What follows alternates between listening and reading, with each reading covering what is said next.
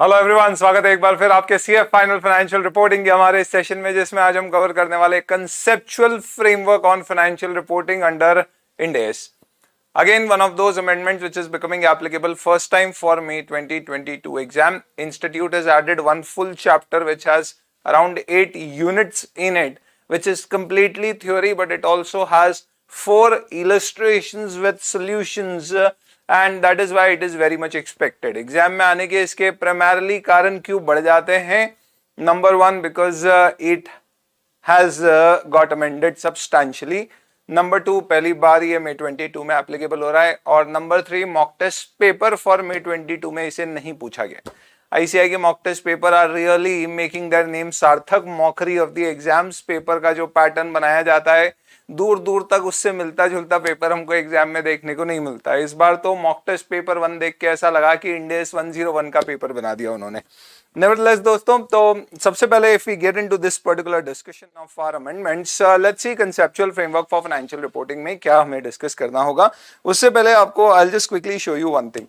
There was this particular video which I had shared way back in November 2021 with you about May 2022 changes, amendments and study material updates. उसी की ये slide है जिसमें हमने देखा था कि अमेंडमेंट के नाम पे एक कंसेप्चुअल फ्रेमवर्क है जिसको इस सेशन में डिस्कस करेंगे. शेड्यूल 3 डिवीजन 2 में कुछ डिस्क्लोजर रिक्वायरमेंट ऐड की गई है which is more so relating to your CARO 2020 discussion. However, क्योंकि शेड्यूल 3 का पूरा फॉर्मेट आपके स्टडी मटेरियल में चिपकाया हुआ है, इसलिए आपको एक बार गो थ्रू करने की जरूरत है. ब्रह्मास्त्र हम शेयर कर चुके हैं, but that is not something which is severely important. Then you have Ind AS amendment rules 2021. अब तो 2022 भी आ गए जो नवंबर 22 से लागू होंगे, but 2021 primarily had certain amendments which you could classify easily into 3 parts. सबसे पहले एक जो कोविड में किसी लीज में कोई लीज टर्म में चेंजेस किए गए थे, जिससे कि लीज टर्म में या लीज रेंट में इनफैक्ट आपको कोई कंसेशन दिया गया था, और वो कंसेशन अगर जून 2021 तक का था तो फिर उस केस में एक प्रैक्टिकल एक्सपीडियंट अलाउ किया गया था. उसमें अमेंडमेंट सिर्फ इतना किया गया कि वो जून 2021 को 2022 कर दिया गया.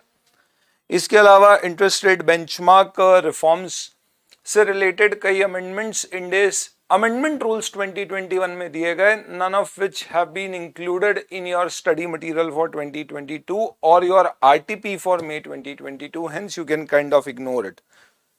And then conceptual framework related which we are discussing in this particular session. इसके अलावा CSR में लॉ के अमेंडमेंट होने के कारण CSR अब कंपलसरी हो गया है, तो अब आपको प्रैक्टिकली शॉर्टफॉल है तो उसे आपको क्या करना होगा, या तो सरकारी फंड में या फिर आपको अगर ऑनगोइंग प्रोजेक्ट है तो सेपरेट बैंक अकाउंट में ट्रांसफर करना होगा. तो ideally you will have to create a provision for shortfall. Similarly excess carry forward हो सकता है तो आप उसका असेट बनाएंगे. हालांकि ये कंपनीज एक्ट का अमेंडमेंट है जिसका एक कॉन्सिक्वेंशियल इंपैक्ट आप एट बेस्ट कह सकते हो कि आपकी अकाउंटिंग में हो सकता है, अदरवाइज चैप्टर में पर से कोई अमेंडमेंट नहीं. इसके अलावा स्टडी मटेरियल ने एक इंटीग्रेटेड रिपोर्टिंग का आपका पूरा चैप्टर चेंज कर दिया, because this was again in line with the international changes which has happened to this. And इससे रिलेटेड हमारा नया ड्रोन चार्ट बन चुका है जो आज के इस पर्टिकुलर वीडियो के नोट्स के साथ आपके साथ शेयर करूंगा. सेल्फ एक्सप्लेनेटरी है. I will give a short video on this explaining this. This is pure theory, you will have to kind of mug it up, but yes, I'll still give you a short video which will be available on the fast app which you can download from the Play Store, integrated reporting stuff. So this is basically your all your amendment. ये notes आप Telegram के उससे download कर सकते हो या fast.edu.in website से भी डाउनलोड कर सकते हो. इसके अलावा Q&A अपडेट हुए थे जिसके अपडेशंस अपन ने FR पावर की हमारी शीट में जो भी एक्स्ट्रा क्वेश्चंस आए थे प्लस एक सप्लीमेंट्री नोट्स मैंने कई महीने पहले शेयर किए थे उसके थ्रू कवर किया जा चुका है. ऑल इन ऑल बोलने की बात यह है कि May 2022 में आपको अमेंडमेंट्स के पॉइंट ऑफ व्यू से क्या क्या चीजें देखनी है. तो 1, इंटीग्रेटेड रिपोर्टिंग का चैप्टर चेंज हुआ है. कंसेप्चुअल रिपोर्टिंग फ्रेमवर्क का एक पूरा डिटेल नया चैप्टर आपका ऐड हुआ है. दोनों मोस्टली थ्योरी नेचर के हैं जिसमें कंसेप्चुअल फ्रेमवर्क कंपैरेटिवली इंपॉर्टेंट है क्योंकि उसमें कुछ इलस्ट्रेशंस भी एडेड है. Apart from that schedule 3 division 2 में सिर्फ डिस्क्लोजर नेचर के चेंजेस हैं और इंड एस अमेंडमेंट रूल्स में एक जून 2021 की डेट 22 हुई है. ये सबसे बड़ा सब्सटैंशियल चेंज है. कंसेप्चुअल फ्रेमवर्क आने के कारण आपके इंड एस में कई बार पुराने कंसेप्चुअल फ्रेमवर्क का रेफरेंस दिया जाता था जो कि स्पेसिफिकली इंड एस के अंतर्गत नहीं बनाया गया था. कुछ जगह वो रेफरेंस चेंज किए हैं, कुछ जगह वो रेफरेंस चेंज नहीं किए हैं। उस कारण से इंड एस अमेंडमेंट रूल्स 2021 में कहीं कहीं जगह जहां पे रेफरेंसेस चेंज किए थे वो दिया है, पर उससे आपके इंड एस की अंडरस्टैंडिंग पे कोई इंपैक्ट नहीं आता है। ये सब आपके लिए चाइनीज फील देगा, इसलिए बेहतर है कि अब आप फ्रेमवर्क को समझ लीजिए। Conceptual framework for financial reporting under end S, क्या है ये चीज? Let's get the background right. एक बार दिमाग में आपके बैकग्राउंड सेट हो गया तो आप बहुत अच्छे से इस पूरे के पूरे चैप्टर को आसानी से समझ पाओगे। अदरवाइज चांसेस ये हैं कि आप छोड़ देंगे। सेल्फ आप प्रिपेयर करने की कोशिश करोगे तो आप कुछ समय तक प्रिपेयर करते करते एक समय के बाद छोड़ दोगे, because uh it is going to be a lot monotonous for you. बी आपको समझ नहीं आएगा इसका रेलेवेंस और पर्पस क्या है। At the end of it शायद आप इसके जो 4 क्वेश्चंस है स्टडी मटेरियल के वो मगअप करने की कोशिश करें। आपको ऐसा कुछ नहीं करना है दोस्तों, क्योंकि ये वीडियो आपके काम का है। कंसेप्चुअल फ्रेमवर्क का बेसिक बैकग्राउंड ये होता है दोस्त कि सबसे पहली चीज एक होता है प्रिपेयरर, जो कंपनीज इंड एस फॉलो करती है और फाइनेंशियल स्टेटमेंट एज पर इंड एस बनाती है, और एक होता है सेटर, जो इंड एस फॉर्मुलेट करके सेट करके पब्लिश करता है, which is in our case ICI. Number one, the framework which we are discussing today is basically made for the setter, the ones people or ICI who sets the standards, and not mandatory on the preparers, that means the company who follow Ind AS in preparing their financial statement.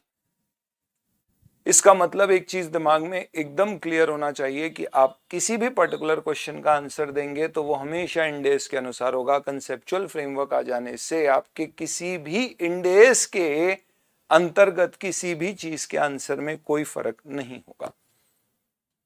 तो sir ICI को follow करना है तो फिर student हमें क्यों पढ़ाया जा रहा है?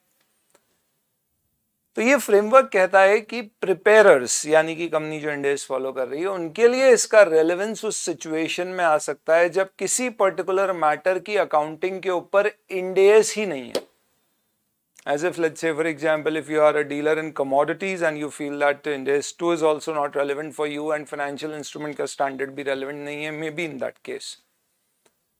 या आपके पास choice of policy है as in FIFO or weighted average and you want to make a selection with that choice. So what principles should guide that selection? For those purposes, even a preparer can refer to the conceptual framework, but repeated and highlighted, emphasized that finally the preparer has to comply with provisions of Ind AS. That means Ind AS would prevail over the conceptual framework. These are just the guidelines for the setters which will assist them in formulating standards or amending standards with times to come.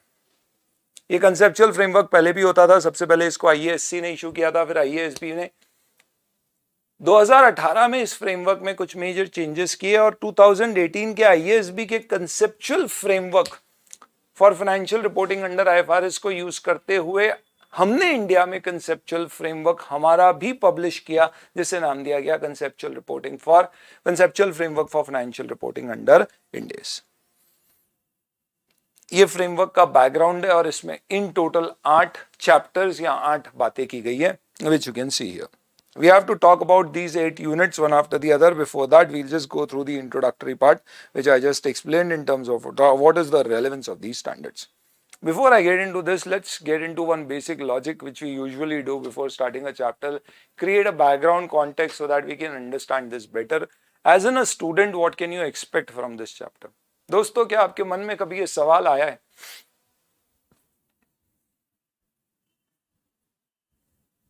कि क्यों कोई चीज OCI में जाती है और PRL में नहीं, और कैसे डिसाइड होता है क्या PRL में जाएगा और क्या OCI में? क्या आपके मन में कभी यह सवाल आया है कि इक्विटी को फेयर वैल्यू क्यों नहीं किया जाता है जबकि हम असेट्स और लायबिलिटी का फेयर वैल्यूएशन करते हैं? क्या आपके मन में कभी यह सवाल आया है कि इनिशियल रिकॉग्निशन किसी स्टैंडर्ड में कॉस्ट पे होता है, किसी स्टैंडर्ड में कॉस्ट प्लस ट्रांजैक्शन कॉस्ट पे होता है, तो कहीं पर फेयर वैल्यू पे होता है? फाइनेंशियल इंस्ट्रूमेंट्स के केस में तो अलग अलग नेचर ऑफ फाइनेंशियल एसेट्स को कभी fair value plus transaction cost, और कभी सिंपली जो आपके एक्चुअल कॉस्ट ऑफ ट्रांजैक्शन है उस पर रिकॉर्ड किया जाता है। ये सब चीजें जो स्टैंडर्ड में दी गई है, इसके पीछे क्या लॉजिक है, बेसिस क्या है? इन्वेस्टमेंट प्रॉपर्टी को रिवैल्यू नहीं करने दिया जाता, उसकी फेयर वैल्यू सिर्फ डिस्क्लोज की जाती है। लेकिन पीपी के केस में रिवैल्यूएशन परमिट किया गया, इंटेंजिबल एसेट्स में रिवैल्यूएशन परमिट किया गया। वहीं पे एग्रीकल्चर एसेट्स को तो फेयर वैल्यू पर ही मेजर करने की बात की गई। वहां पर भी एग्रीकल्चर एसेट्स में हम फेयर वैल्यू लेते हैं या नेट फेयर वैल्यू, और इन्वेंट्री के केस में हम फेयर वैल्यू की जगह सेलिंग प्राइस क्यों लेते हैं, फेयर वैल्यू क्यों नहीं? फेयर वैल्यू और सेलिंग प्राइस में फर्क यह है कि हम एनआरवी लेते हैं इंड AS 2 में, which is entity's realisable value estimated, whereas in case of fair value we take the market's price of that particular item। यानी जब कोई स्टैंडर्ड बनाता है तो वो अपने दिमाग में कैसे डिसाइड करता है कि कहां पर मुझे किन चीजों को देना चाहिए, यहाँ पे OCI तो यहाँ PRL, या फेयर वैल्यू तो यहाँ रियलाइजेबल वैल्यू, या नेट फेयर वैल्यू तो यहाँ फेयर वैल्यू, यहाँ कॉस्ट बेसिस तो यहाँ रिवैल्यूएशन बेसिस, यहाँ पे दोनों। ये सारे डिसीजंस लेने में सपोर्ट मिले, इसके लिए कंसेप्चुअल फ्रेमवर्क बनाया जाता है। इसलिए कहते हैं कि every person, even the ones who are users of the financial statement, should be aware about the conceptual framework so that they can better comprehend as to why a standard is made and what financial statements basically are based on. But once more, I repeat, I emphasize, I highlight on the fact that conceptual framework will not override these standards। यानी accounting हमेशा standards के basis पे होगी। In fact आपके सामने कुछ ऐसे example मैं रखूंगा जहां पे फ्रेमवर्क कुछ बोलता है और स्टैंडर्ड उसके अगेंस्ट बात करता है, और फिर भी आपको अकाउंटिंग स्टैंडर्ड के अनुसार करनी होगी। ऐसा एक इलस्ट्रेशन ICAI के मॉड्यूल में भी।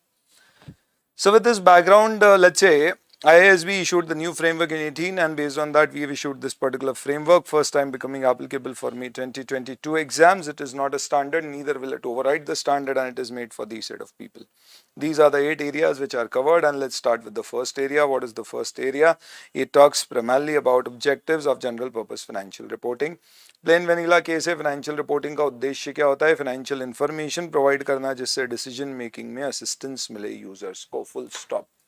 The only purpose of preparing financial statement is to provide meaningful, relevant, faithful representation of financial information so that users can take decisions based on that।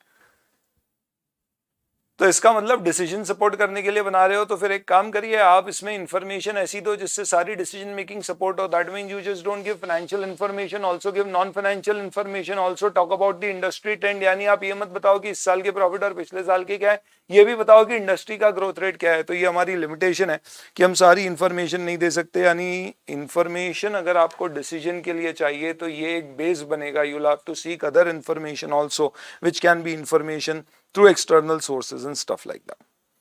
The objective of financial statement is not to show the value of the reporting entity।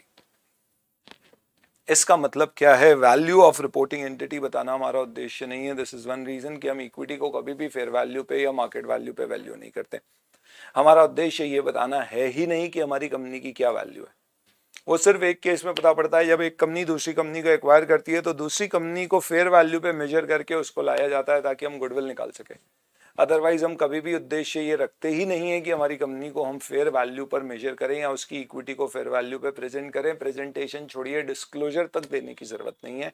तो ये भी clear है कि financial statement का उद्देश्य is not to determine the value of the entity और its equity share और what price can the entity realise if it sells the business today, either as a going concern और as an entity which is breaking up all its assets and liability and settling it off। That is not the objective। So it is not directed primarily for regulators, investors, creditors, rather it is directed for general users of the financial statement and not made for any specific user। तो क्या information मिलेगी हमें general purpose financial report से? We'll get the financial position which primarily will give information about the assets and the liabilities। और assets को यहाँ पे multiple times economic resources of the entity शब्द से यूज किया गया है, और liability को claims against the economic resources of the entity। ये एसेट्स और लाइबिलिटी से पता पड़ेगा कंपनी की लिक्विडिटी, उसकी सॉल्वेंसी, उसकी फंडिंग रिक्वायरमेंट्स क्या हो सकती है, मैनेजमेंट एसेट्स को कितने अच्छे से मैनेज कर रहा है, क्या एसेट्स को बढ़ा रहा है, कम कर रहा है, फ्यूचर कैश फ्लोज क्या हो सकते हैं कंपनी के, करंट कैश फ्लोज क्या है। ये उद्देश्य फाइनेंशियल स्टेटमेंट का बताने का। साथ ही साथ में वो सारे ट्रांजैक्शन और इवेंट जिससे आपकी फाइनेंशियल पोजीशन बोले तो रिसोर्स और क्लेम्स पे चेंजेस होते हैं, जिन्हें हम लोग आमतौर पे कहते हैं इनकम और एक्सपेंस, जिसको ये लोग अपनी भाषा में डिफाइन करते हैं transactions and event that changes the entities economic resources और claims, which is nothing but performance of the entity, which could be your financial performance, cash flows, and changes do not resulting in financial performance changes, but are transactions or events. Let me clarify this. सबसे पहले transaction event ये कहते हैं तीन तरह के होंगे, एक जिसमें कैश का इनफ्लो आउटफ्लो होगा, दूसरा जिसमें कैश का इनफ्लो आउटफ्लो नहीं है फिर भी आप उसे रिकॉर्ड कर रहे हो अक्रूवल बेसिस पे। ये दोनों आपके परफॉर्मेंस को अफेक्ट कर रहे हैं, यानी आपके प्रॉफिट्स या लॉसेस पे इंपैक्ट डाल रहे हैं। पर कुछ ऐसे भी ट्रांजैक्शंस और इवेंट्स हो सकते हैं जिनसे आपके प्रॉफिट्स पे इंपैक्ट ना हो, पर वो ट्रांजैक्शन हो, जैसे issue of fresh equity shares, redemption of debentures, stuff like that. तो ये सारी चीजें इंफॉर्मेशन देना उद्देश्य है किसका, जनरल पर्पस फाइनेंशियल रिपोर्ट्स का। तो क्या क्या देना उद्देश्य है जनरल पर्पस फाइनेंशियल रिपोर्ट्स का? I would say number 1, 2, in fact we can say balance sheet, P&L, financial position, financial performance, position as an entity's resources, economic resources and claims. And if we talk about performance, that means basically impact of transactions or events on the entity's performance, which is entity's changes or something, transactions or event that lead to changes in assets or liabilities, which is termed as economic resources or claims. It could be in the nature of cash flows, it could be in the nature of accrual, and it could be due to certain transactions or even not impacting your performance but still changing your assets liabilities. चलिए, तो ये हमारा सबसे पहला chapter बातों ही बातों में complete हो गया। ऑब्जेक्टिव क्या है जनरल पर्पस फाइनेंशियल स्टेटमेंट का। Coming on to the next take, what are the qualitative characteristics of useful financial information. इस तरह की सारी चीजें प्रिंसिपल के ऊपर चलती है दोस्तों। तो rather than this conceptual framework running on any rules, this runs on certain principles. And when I say principles, it means it provides you the principle that whenever you are preparing financial information, keep two fundamental principles in mind. One, you need to give relevant information, and two, you need to have faithful representation of the relevant information. तो पहला, आपकी information relevant होना चाहिए। Now when I say relevance कैसे आएगी, तो देखो सीधी सी बात है, आपके फाइनेंशियल इंफॉर्मेशन को देख के लोग प्रिडिक्शंस करेंगे कंपनी आगे कैसे होगी। तो आप जो भी इंफॉर्मेशन दे रहे हो ध्यान रखना कि लोग उससे प्रिडिक्ट करेंगे चीजों को, और साथ ही साथ में पिछले सालों की इंफॉर्मेशन से जो लोगों ने प्रेडिक्शंस किए होंगे, इस साल के फाइनेंशियल स्टेटमेंट देख के वो देखेंगे कि उनके प्रेडिक्शंस कितने कंफर्म हो रहे हैं या नहीं। यानी फाइनेंशियल स्टेटमेंट्स या financial information has predictive value to predict for future, and it has confirmatory value which basically means that confirmatory value, which essentially means that this will confirm your previous predictions which you had made. Obviously बात है कि motility is something which is kept in mind, and these two things are interrelated because आज का predictive कल का confirmatory value होगा। ये आपकी fundamental qualitative characteristics है। तो you have two fundamental qualitative characteristics. You will multiple times find these phrases in this particular framework. First, relevant information दो जिससे यूजर प्रॉपर प्रेडिक्शन कर सके और कंफर्म कर सके अपने पास प्रेडिक्शंस को। सेकंड, इंफॉर्मेशन फेथफुली प्रेजेंट होना चाहिए, which is true and fair view. Faithful कब होगी? जब इंफॉर्मेशन को आप रोक ना दे ये कह के कि इतना दे दिया काफी है, आप कंप्लीट दें। हम जिसे ट्रू एंड फेयर व्यू में कई बार डिस्कस करते हैं, आपने सिर्फ बता दिया पीपीए पर ये नहीं बताया गिरवी रखा हुआ है क्योंकि वो नॉन फाइनेंशियल फैक्ट है, गलत बात है, बताना चाहिए। आपने बता दिया ये एसेट करंट है पर आपको लगता है कि वो लिक्विड नहीं है, like inventory which is non moving but still current, you should disclose it somewhere. That means आपको अल्टीमेटली कब माना जाएगा कि आप फेथफुली इंफॉर्मेशन प्रेजेंट कर रहे हो? When it is complete, neutral and error free. तो गलतियां होना नहीं चाहिए, न्यूट्रल होना चाहिए, बायस नहीं होना चाहिए। तो you should not be making provision on items depending on इस साल प्रॉफिट कितने हैं, rather you should make provisions respective of how much money have you made during the year. Neutral, unbiased and complete. As long as financial statements are fair, they are considered as free from error. Always remember, कोई estimate मैंने Fairlie बनाए तो हो सकता है अगले साल वो एस्टिमेट गलत हो जाए। मुझे लगा केस जीत जाऊंगा, I had fair reasons for it, but अगले साथ वो लीगल केस हार गए और लॉस हो गया। This does not means my financial statement were erroneous. तो इसके लिए कहा गया है कि if you have fair presentation then even actual differs from estimate, it does not means that you have made erroneous financial statement. ये fundamental है, ये तो होना ही चाहिए। पर आप चाहते हो फाइनेंशियल स्टेटमेंट और बेहतर बने, यूजर्स को और बेहतरीन इंफॉर्मेशन मिले, तो फाइनेंशियल स्टेटमेंट की क्वालिटी बेहतर करने के लिए, यानी this is icing on the cake, cold coffee with ice cream and whipped cream with some choco chips on top. तो this is the enhancing qualitative characteristics. इसके लिए क्या होना चाहिए? कोशिश करो इन्फॉर्मेशन कंपेरेबल हो, वेरीफाइबल हो, टाइमलीनेस हो और अंडरस्टैंडेबिलिटी। कंपैरेटिबिलिटी का मतलब कंसिस्टेंसी लाएं, आगे देखेंगे चेंजेस ओनली इफ रिक्वायर्ड किए जाए। Verifiability, that means you whatever you are providing you should have some basis for giving that particular information. तो अगर आप रिवैल्यूएशन कर रहे हो अपनी पीपी का, you should have basis for the basis of you doing revaluation और fair value निकालने का। टाइमली बेसिस पे इंफॉर्मेशन दे, because making the information, making available information too late will lose the relevance of the information. And understandability, obvious सी बात है कि ऐसी बेहतरीन शतरीन टर्म्स यूज ना करो कि लोग ही पल्ले नहीं पड़े, कि सिंपल है भैया, लोग सेल को सेल्स या रेवेन्यू फ्रॉम ऑपरेशन से जानते हैं, वैसे ही लिखिए। परचेज को परचेज से जानते हैं, आप वैसे ही लिखिए। Do not use some extraordinary term, acquisitions for the purpose of resale. ये क्या भैया, परचेज, अपना स्टाइल है ऐसा, ये ना करें। अंडरस्टैंडेबल। तो relevance and faithful plus enhance qualitative characteristics, ये एक इटरेटिव प्रोसेस है। जैसे जैसे कंपनी बढ़ती जाएगी आगे, वैसे वैसे ये बेहतर होते जाएगा। ये आपका अल्टीमेट उद्देश्य होना चाहिए। ऑब्वियस सी बात है, there is a cost constraint always. Sometimes you may not be able to provide very very meaningful information just because of the cost involve, which means essentially gratuity का हर साल मैं एक्चुरियल वैल्यूएशन नहीं कराऊंगा, भले ही हो सकता है उससे मुझे और बेहतरीन इंफॉर्मेशन मिलती, but then there is a cost constraint which we have to keep in mind, which means essentially qualitative characteristics have to fundamental principles, which is relevance and faithful representation, and 3 enhancing characteristics, in fact 4 enhancing characteristics, which is CTUV, which is comparability, completeness of information, comparability of information होना चाहिए, and TUV, which is basically your information should be verifiable, it should be uniform, as in it should have that consistency and understandability, and it should be prepared on a timely basis. चलिए, now let's come to the third point. तो ये अपन ने second chapter भी discuss कर लिया, छोटू छोटू topic से। Then financial statement और reporting entity का क्या मतलब है, pretty straight forward and direct. Financial statement and reporting entity, ये 2 चैप्टर्स अभी अपन ने देखे। इससे आपको क्या समझ में आया कि एक तो भैया हमें इन्फॉर्मेशन क्या देना है, क्वालिटेटिव के बेसिस पे देना है, और उद्देश्य फाइनेंशियल स्टेटमेंट के क्या है। थोड़ा सा अब आप चैप्टर का रेलेवेंस समझ पाओ, इसके लिए मैं एक काम करता हूँ, मैं आपके सामने एक क्वेश्चन रखता हूँ। इनफैक्ट ये पर्टिकुलर क्वेश्चन आगे हम कुछ डिस्कस करेंगे, उससे रिलेटेड आएगा। इस पर्टिकुलर क्वेश्चन में क्या कहा गया है, ये डी रिकॉग्निशन का एक प्रिंसिपल है जिसके बेसिस पे ये क्वेश्चन डिस्कस होता है। क्वेश्चन में कहा गया है कि नताशा ने ट्रेड रिसीवेबल को 280 करोड़ में 31 मार्च को कैरी कर रही थी अपनी बुक्स में। उसी तारीख पर उसने फैक्टरिंग की समानता के साथ एक ऐसा फाइनेंशियल इंस्टीट्यूशन जिसको उसने trade receivable in exchange of immediate cash payment for 250 crore factor out कर दिया, 250 करोड़ लेके।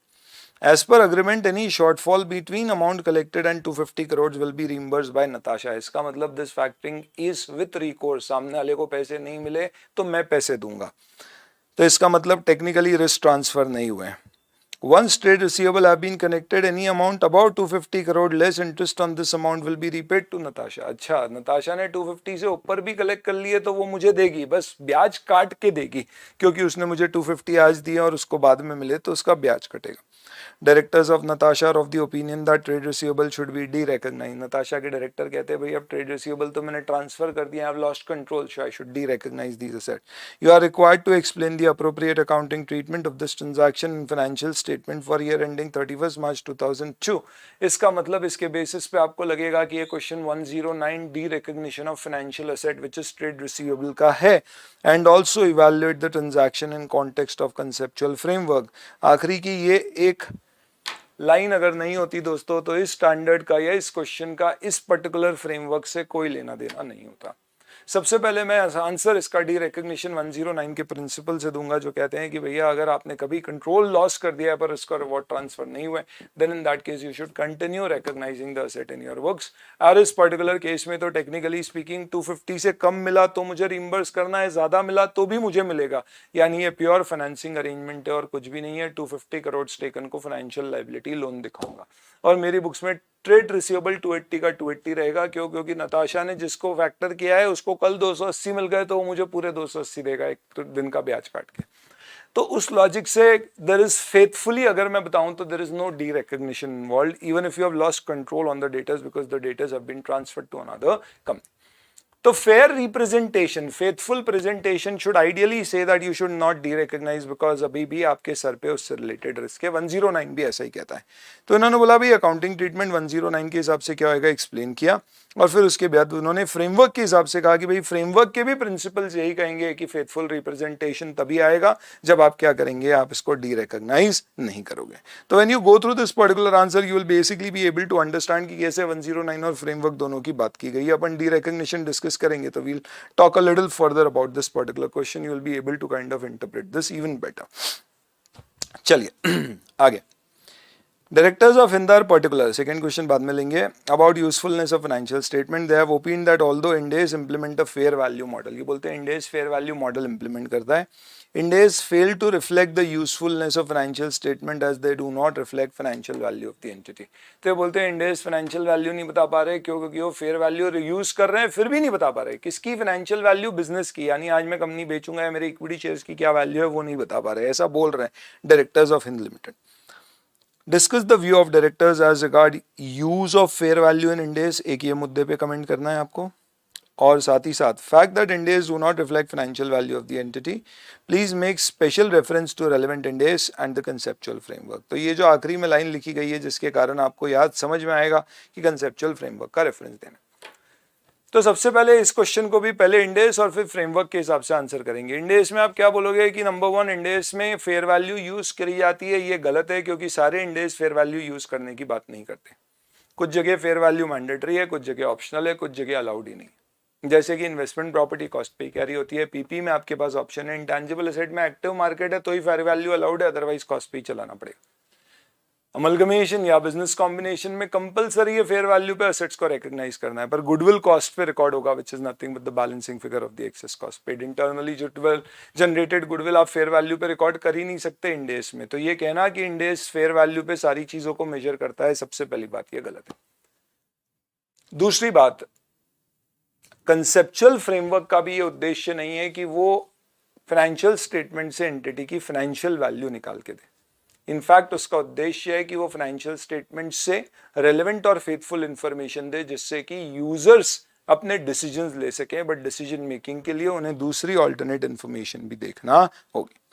तो पहले जितनी बातें बताई उसको पूरा Ind AS के कॉन्टेक्स्ट में बताया, फिर financial value of an entity के कंसेप्चुअल फ्रेमवर्क के रेफरेंस में आंसर देते हुए बोला conceptual framework specifically state that general purpose financial statements are not intended to show value of reporting entity. Furthermore, such an attempt will not be fruitful. जैसे कि example दिया, internally generated assets cannot be recognized. Goodwill कभी भी recognize आप कर ही नहीं सकते, तो ये possible ही नहीं. Instead, the objective of general purpose is to provide information about the entity which will be useful for investor, lenders, creditors in making decisions about the resources of the entity. It only helps in decision making. And इस तरह से आपको थोड़ा सा ये दो question लेके थोड़ा समझ में आ रहा है कि इस पर्टिकुलर चैप्टर में क्वेश्चन इफ एट ऑल पूछ रहे हैं तो किस तरह के पूछ रहे हैं, ऐसे इंटरप्रेटिव फॉर्म के. नया नया आए तो ऑब्वियसली आप एक्सपेक्ट कर सकते हैं कि क्वेश्चन आएंगे तो या तो जो अपन पढ़ रहे हैं उसकी डेफिनेशन रिलेटेड कुछ आ सकता है या स्पेसिफिकली जो क्वेश्चन मॉड्यूल में उसी से रिलेटेड आ सकता है. बढ़िया आपके इस 30 मिनट के वीडियो में आपकी बढ़िया तैयारी हो जाएगी, पूरा का पूरा फ्रेमवर्क कर लोगे आप अपनी मुट्ठी में. कभी 4-5 मार्क का क्वेश्चन आया तो दुआएं उस समय दे देना, बाहर निकल के दे देना, या उस समय अभी लगे तो एक छोटू सा थैंक यू डाल दीजिएगा, बहुत बढ़िया हो जाएगा. आगे बढ़ते हैं दोस्त. चलिए जी आगे आते हैं. अब इसमें क्या डिस्कस करते हैं, financial statements and the reporting entity. Financial statement क्या होते हैं, इतने बड़े हो गए और हमसे ये सवाल पूछा जा रहा है. तो भाई कंसेप्चुअल फ्रेमवर्क तो सबसे पहले बनाना, उसके बाद Ind AS बने, ये बात भी. तो they provide financial information about assets, liability, equity, income and expense, useful for users to assess future cash flows and management stewardship of the assets. Balance sheet will provide information of asset, liability, equity, statement of profit and loss about income and expenses, and there would be other statement and notes which could give you information about asset, liability, equity, expense, cash flows and other stuff.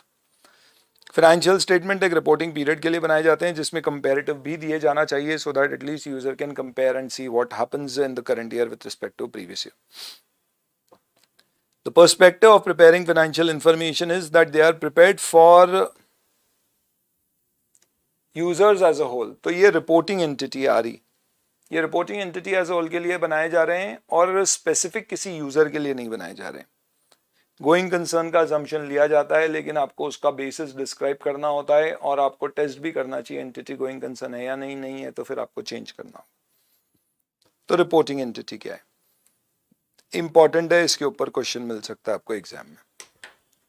इतनी बढ़िया बात बोलते हुए framework कहता है कि reporting entity जरूर नहीं है कि एक लीगल एंटिटी हो, which essentially means that reporting entity could be it could be a legal entity, State Bank of India, it could be a part of the legal entity, let's say a branch of State Bank of India.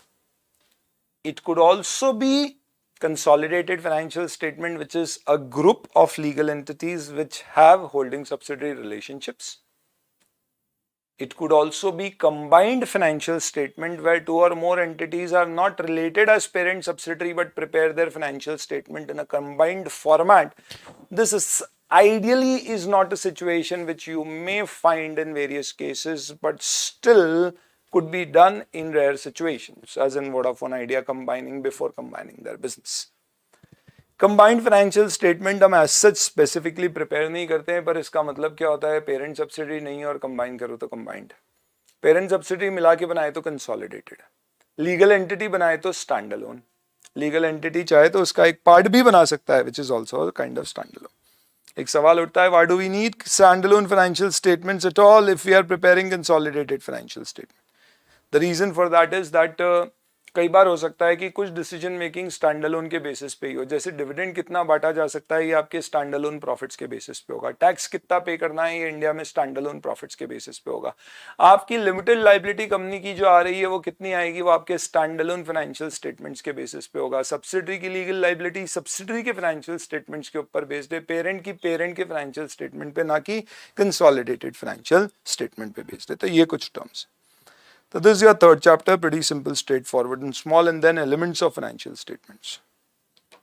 Financial statement में elements क्या होते हैं? तो position की होती है asset, liability और equity, और performance के लिए होती है transactions and event that cause change in entities resources, which is assets, and claims, which is liabilities. Asset को बार बार economic resource कहा जाएगा, liability और equity को बार बार claim on entities economic resource कहा जाता है, ये outsiders और ये owner's claim.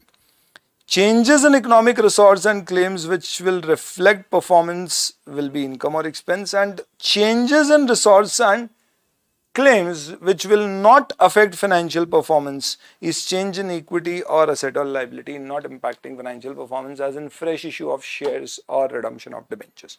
इससे asset liability change हो रही है पर performance change नहीं हो रहा है। तो primarily ये बोलते हैं कि आपके फाइनेंशियल स्टेटमेंट में जो जो चीजें होती है कंसेप्चुअल फ्रेमवर्क उसे रेफर कैसे करता है, तो कहता है इकोनॉमिक रिसोर्स, जैसे आप फाइनेंशियल स्टेटमेंट में असेट कहते हो, कंसेप्चुअल फ्रेमवर्क उसे इकोनॉमिक रिसोर्स कहता है। क्यों? क्योंकि असेट तो एक टर्म है जिसे डिफाइन करेंगे तो समझ में आएगा, तो इसके लिए हम उसको एक्सप्लेन करने के लिए पहले शब्द यूज करते हैं इकोनॉमिक रिसोर्स। इकोनॉमिक रिसोर्स कुछ कैरेक्टरिस्टिक्स मीट करेगा तो असेट बनेगा फाइनेंशियल स्टेटमेंट का। सिमिलरली क्लेम्स कुछ कैरेक्टरिस्टिक्स मीट करेंगे तो लायबिलिटी कहलाएंगे फाइनेंशियल स्टेटमेंट। सिमिलरली ऐसी ट्रांजैक्शन और इवेंट जिससे आपका परफॉर्मेंस चेंज हो रहा है वो कुछ कैरेक्टरिस्टिक्स मीट करेंगी तो वो इनकम और एक्सपेंस कहलाएंगे आपके फाइनेंशियल स्टेटमेंट में। सिमिलरली ऐसे ट्रांजैक्शन जिससे चेंज हो रहे हैं असेट्स और लायबिलिटी में, यानी इकोनॉमिक रिसोर्स और क्लेम्स में, पर परफॉर्मेंस चेंज नहीं हो रहा है, ऐसे भी ट्रांजैक्शंस को हम फाइनेंशियल स्टेटमेंट में अकाउंट फॉर करेंगे। तो ये पूरा पढ़ने का उद्देश्य सिर्फ इतना सा है कि हम ये बता रहे हैं कि पहले कोई चीज असेट बनेगी या नहीं, उसके लिए आप देखो कि वो इकोनॉमिक रिसोर्स और कुछ कंडीशन मीट करता है। तो अगले चैप्टर्स में अब हमें यही देखना है। First and foremost we will be talking about in the elements of financial statement. Let's talk about the first element which is asset. तो यहाँ पे अपन क्या क्या पढ़ लेंगे? Asset, liability, equity, income, expense कब रिकॉग्नाइज होगा। एक असेट को रिकॉग्नाइज करने के लिए ये कहते हैं there should be right, economic benefits and control. कई सारे इंडेस में भी आपने पढ़ा होगा रिकॉग्निशन की कंडीशन होती है, जैसे इंटेंजिबल असेट को रिकॉग्नाइज या पीपीई को बुक्स में असेट रिकॉग्नाइज कब करोगे, तो उसमें कंडीशन होती है, and the condition is number one condition you will find that it should be probable to generate future economic benefits which shall flow to the enterprise. And number two condition, the cost should be measurable. If you manage to satisfy these two conditions, which are termed as recognition condition, only then you recognize a PP or intangible asset in the book. शायद याद आ जाए। ये इंडेस है पर conceptual framework में ऐसा नहीं है। कंसेप्चुअल फ्रेमवर्क अपनी 3 अलग कंडीशंस देता है and that is why contradiction आ सकता है। कंसेप्चुअल फ्रेमवर्क कहता है कि एसेट को रिकॉर्ड करने के लिए 3 कंडीशंस का होना जरूरी है। सबसे पहली कंडीशन है राइट, दूसरी कंडीशन है potential to generate economic benefits and तीसरी कंडीशन है कंट्रोल। नाउ सबसे पहले what do you mean by right? तो साफ साफ कहा गया है कि भैया राइट ऐसा नहीं है कि लीगल कॉन्ट्रैक्ट से ही आएगी। कई बार हो सकता है कि राइट बिना लीगल या कॉन्ट्रैक्ट से आए। यूजुअली लीगल और कॉन्ट्रैक्चुअल राइट्स होते हैं, पर कई बार हो सकता है आपने अपना खुद का एक पेटेंट बना लिया जो पब्लिक डोमेन में किसी के पास नहीं है और आपने रजिस्टर भी नहीं कराया, तो उसका लीगल राइट नहीं है, पर फिर भी आपके पास राइट है because you have that knowledge and nobody else has it. Register कराना ऐसे भी कंपलसरी नहीं। तो what it says is right, there is no conclusion that चलो ये वाला पॉइंट मैं बाद में लेता हूं, ये पहले लेता हूं। राइट यूजुअली इन्वॉल्व्स, तो कभी राइट से क्या होगा, सामने वाली पार्टी की ऑब्लिगेशन होगी, कॉन्ट्रैक्ट और लेजिस्लेशन से आएगा। लेकिन जरूरी नहीं है, दूसरे भी तरीके हो सकते हैं। Constructive obligation of other party, patent, ये भी आपकी एक राइट क्रिएट कर सकता है। फ्रेमवर्क एक चीज साफ कहता है कि ये भूल के भी मत सोच लेना कि राइट आ गया तो असेट आएगा ही आएगा। ये तो एक पहली कंडीशन। कई बार हो सकता है आपके पास राइट हो फिर भी आप असेट रिकॉर्ड नहीं कर सकते। जैसे कि अपन इंडेस में पढ़ते हैं सेल्फ जनरेटेड कॉपीराइट्स, कोई बुक आपने खुद ने लिखी, गाने के लिरिक्स लिखे, हो सकता है उसकी कॉस्ट मेजरेबल ना होने के कारण आप उसका असेट रिकॉर्ड ना कर। कई बार आपके पास ऐसी भी राइट होंगी जो यूजलेस है, जिसकी कोई वर्थ ही नहीं है, जिस कारण से आप उसे एसेट रिकॉर्ड नहीं कर पा रहे हो। तो राइट सिर्फ पहली कंडीशन है। That is why what it says is it is no conclusive evidence that right है तो एसेट होगा ही होगा। ये सिर्फ एक condition. Not all rights are assets. जैसे कि सेल्फ जनरेटेड गुडविल को भले ही आपकी राइट है, आपकी गुडविल है, आपका बनाया हुआ लोगो आपका ही है, लेकिन फिर भी आप एसेट नहीं दिखाओगे। क्यों? बिकॉज हमें फाइनेंशियल वैल्यू पे बिजनेस की नहीं निकालनी है, वो हमारा पर्पज नहीं है। राइट जो बिना कॉस्ट के बन गई, जैसे कि आपने खुद ने कोई गाना लिख दिया, शायरी लिख गई, हिट हो गई, कोलावेरी कोलावेरी कोलावेरी डी टाइप्स, कोई कॉस्ट नहीं है तो आप उसको असेट रिकॉर्ड नहीं करोगे। कई बार आपकी राइट आपकी ऑब्लिगेशन के अगेंस्ट आ जाती है, जैसे आपने अपने डिबेंचर रिपर्चेज कर ली, तो ना असेट दिखेगा ना liability. You can not show asset saying that मेरे पास खुद की राइट्स आ गई। Similarly, remember that one asset could be a combination of various rights. जैसे एक पीपी में आपके पास ओन्ड पीपी है तो क्या क्या राइट है? आपके पास टाइटल का राइट है, you have ownership right, you have right to sell it, you have right to pledge it to someone else and borrow money against it, you have right to lease it out, you also have the right to use it yourself. इतनी सारी right है आपके, पर उन सबको आप ऐसे नहीं रिकॉर्ड करोगे अलग अलग नाम से। रादर आप उसको क्या नाम दोगे? You will rather give it the name of land, building, machine. But अगर आपने लीज पे लिया है तो आपके पास उसका राइट टू सेल नहीं आया, राइट टू सबलीज भी हो सकता है शायद नहीं आया, आपके पास सिर्फ उसका एक ही राइट आया, राइट टू यूज। इसलिए बेहतर है कि वहां पे नॉमेनक्लेचर राइट टू यूज दिया जाए rather than writing it in your books as land, building, furniture, fixture. This is the logic. So it says usually asset को राइट के नाम से रिकॉर्ड नहीं किया जाएगा because it will be a characteristics, it will be a combination of several right. However in certain cases if the asset only represents a particular kind of right on that asset, then in that case you can record the asset with the name of the right. Lease is an example for it right. Cool, wonderful. तो आप समझ रहे हो ये सब चीजें कैसा है दोस्तों? ये सब चीजें पढ़ के आप इंडेस पढ़ोगे तो कोई मतलब नहीं है। ये पढ़ना है तो आखिरी में पढ़ना। इंडेस पढ़ने के बाद ये बातें सुनोगे तो शायद आप रिलेट कर पाओगे और आपको समझ में आएगा कि इंडेस बनाने के पीछे ये कंसेप्चुअल फ्रेमवर्क का क्या यूज होता है। तो जब बनाते हैं तो लोग इन चीजों को दिमाग में रखते हैं। Then you have role of probability.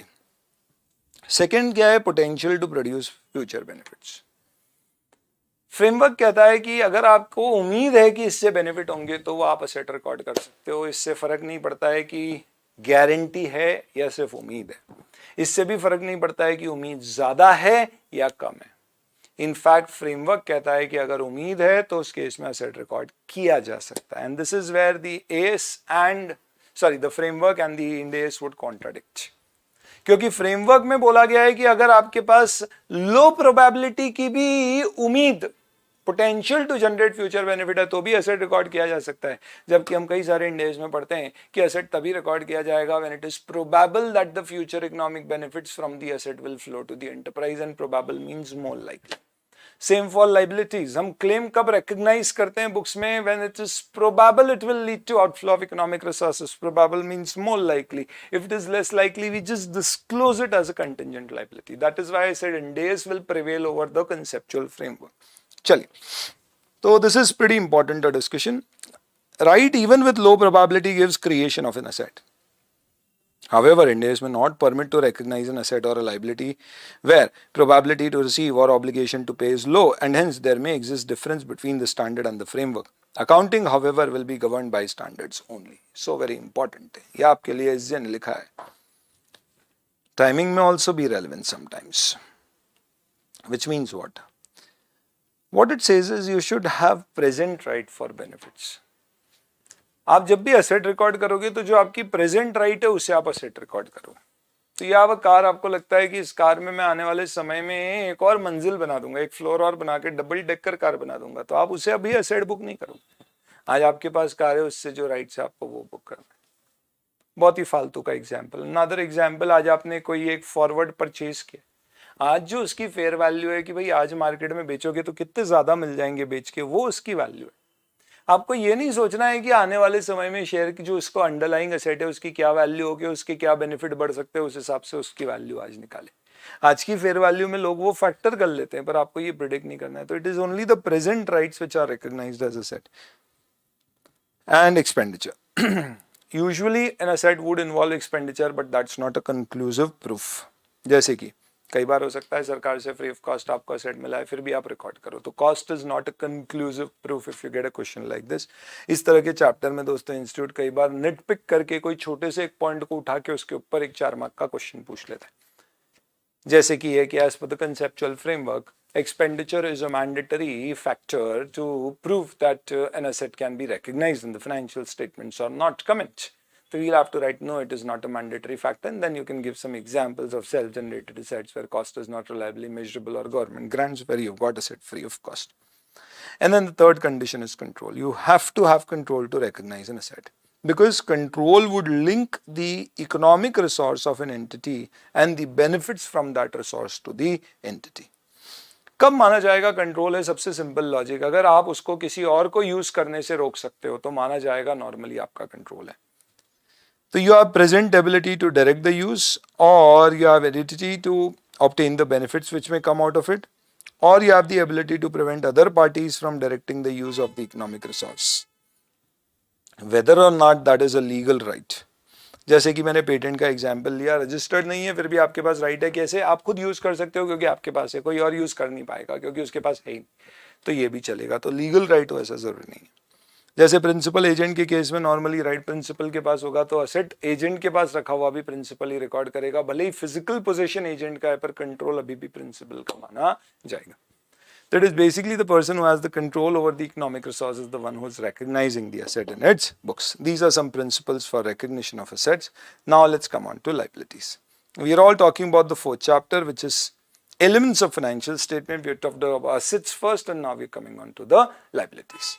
Just a quick recap what I'm doing, because इस पे ऐसे भी बहुत ज़्यादा समय दे के भी आप इतना टाइम नहीं दोगे. Half an hour, 1 hour kind of a discussion should be sufficient to cover this up, and maybe if you want you can revise it once. However, these notes in itself are sufficient. You don't even need to see this video again. You just need to have these particular notes with you and just quickly go through these. That's about it. And ये वो chapter है दोस्तों which will basically make the difference between 99 and 100. जो fast कहता है 99 is not enough.